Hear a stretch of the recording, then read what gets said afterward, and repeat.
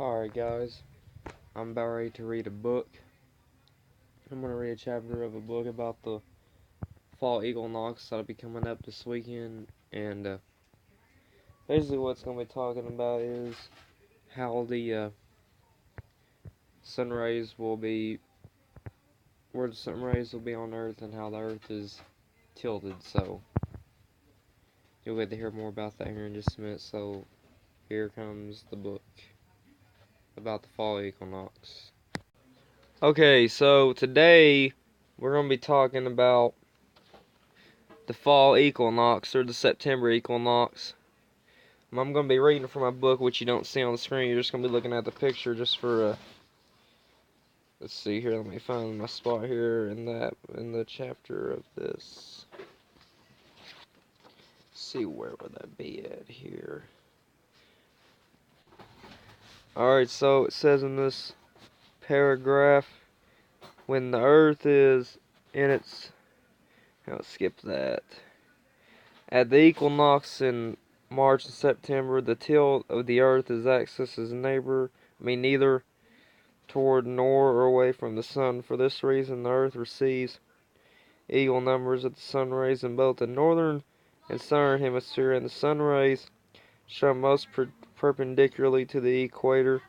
In December, the situation, hang on a minute, is exactly reversed from that of June. The southern hemisphere receives the more of the sun rays than perpendicular rays of the sun.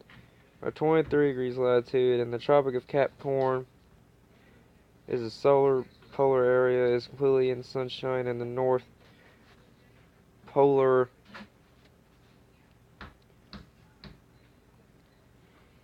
is completely darkness. So what that means is it's talking about the sun rays hitting the equator, which you can see in this picture here where the yellow arrows are like pointing. You see this is what the equinox looks like when the equal amount of daylight, equal amount of dark. But as you know, the North Pole is tilted further away from the sun. And that's how Earth is, believe it or not. I mean, that's how an equinox works. Let's see here, is there anything else I want to see here?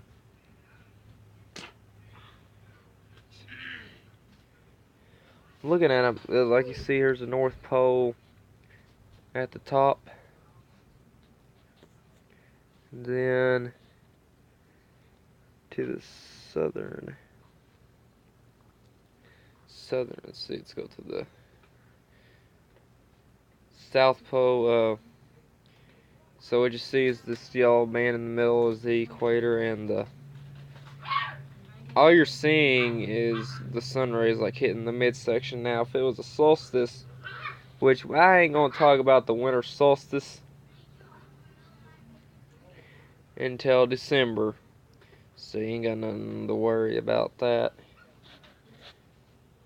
What I'm talking about is, as usual, let's see here.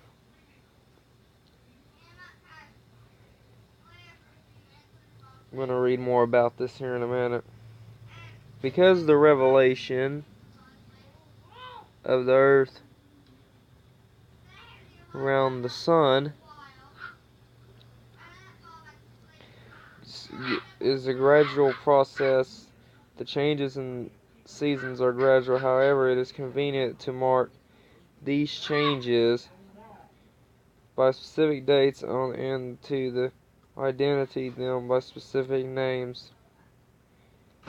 So, we're just mainly talking about the fall equinox. I'm going to talk about the other one too. Vernal equinox is on March 21st, which is the spring equinox, when the Earth axis is vertical to the sun rays. Spring begins in the northern hemisphere and fall begins in the southern hemisphere. But then on June 21st, the summer solstice is when the Earth's axis is indicated 23.5 degrees toward the sun, and the sun has reached its northernmost limit, and it's over the North Pole. And the tropic of Cancer's summer officially starts in the northern hemisphere, and winter begins in the southern hemisphere. September 22nd, which is what we're talking about now, is the fall.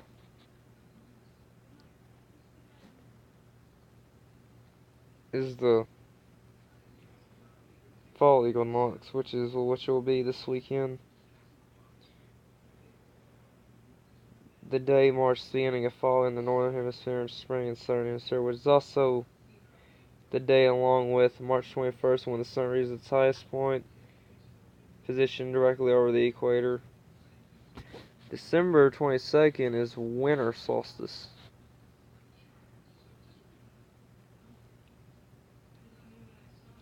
Which is when the sun reaches its most zenith positions in the Tropic of Capricorn and marks the beginning of winter in the northern hemisphere and the beginning of summer in the southern hemisphere. So in some years, the actual dates of solstice and equinox will be by day from dates given here, because the periods of the revolution is 365.5 days, and the calendar year is 365 days, except for leap year, which is 366 days. So basically what it's talking about is the Earth is going to be somewhat tilted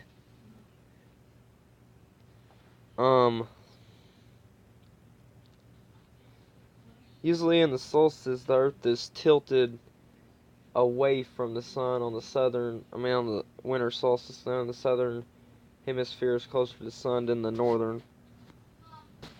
But when summer solstice gets here, the North Pole is tilted toward the sun, and that means longest day of the year for the northern hemisphere. Now, when the sun is the southern hemisphere in the winter solstice, which means it's the longest night of the year.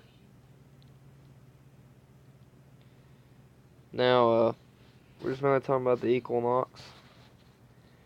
Now, the fallen equinox is mainly when it starts cooling down. Temperatures are in the 50s and 60s. And, I've got a map here on my book that I'm looking at. It's got a map of the Arctic Circle and everywhere.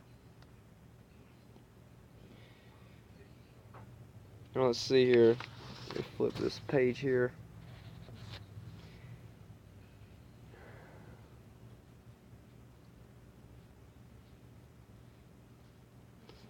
I think that's all I wanted to go over now. I want to look over here real quick,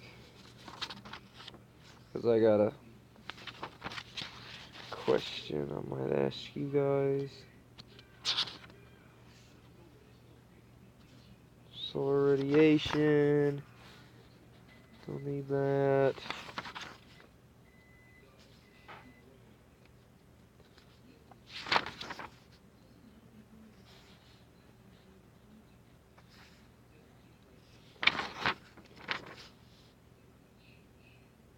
Oh, this is just talking about heat here in the winter and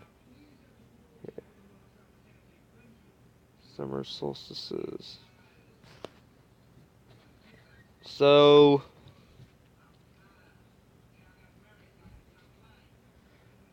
my question is this today in this video, if you can comment down below, do you all know the difference between a solstice and an equinox? Huh?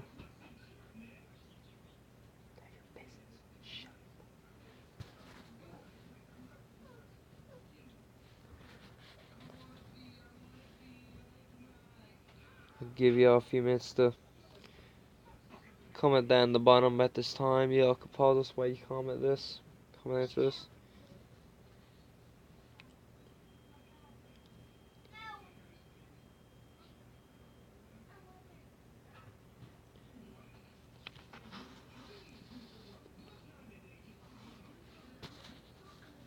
But yeah, this first weather video, I'm zoomed in on the first weather video. Is what I was talking about. Now this will be going up on both of my channels, so my question is, do you know the difference between a solstice and equinox? And here's another question. What are y'all gonna feel? What is the first day of fall gonna feel like to you? Because the fall equinox is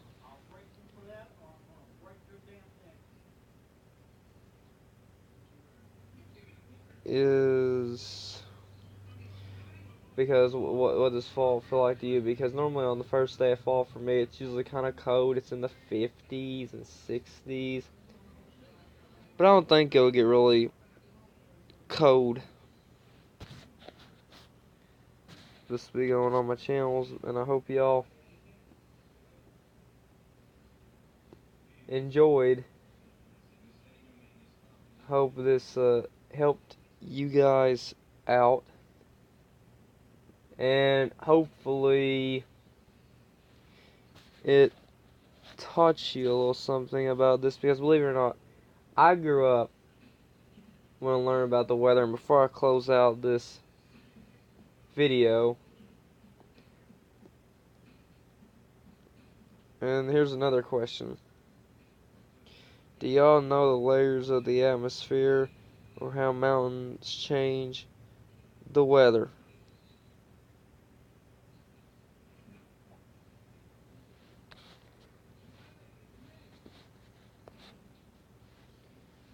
Sorry.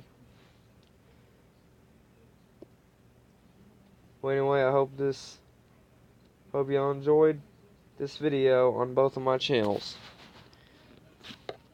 So, y'all have a great one.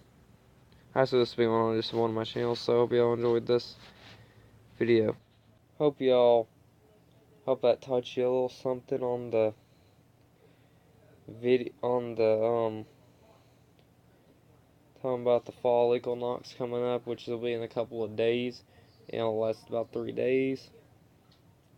And the questions I asked in the video was, do you know the difference between a solstice and an equinox?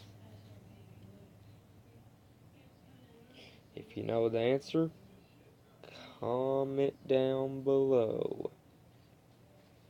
So anyway, y'all have a great night.